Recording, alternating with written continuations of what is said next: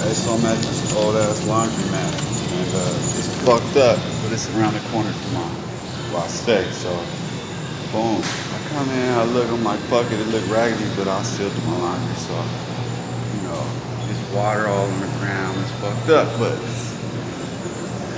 did what I needed to do. Put money in one of the machines. It didn't work. Didn't have a sign off. Half the machines don't even work.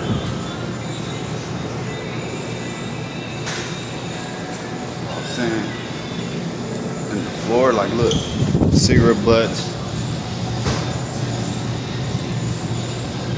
The roof up here is leaking like a motherfucker. But what got me was this.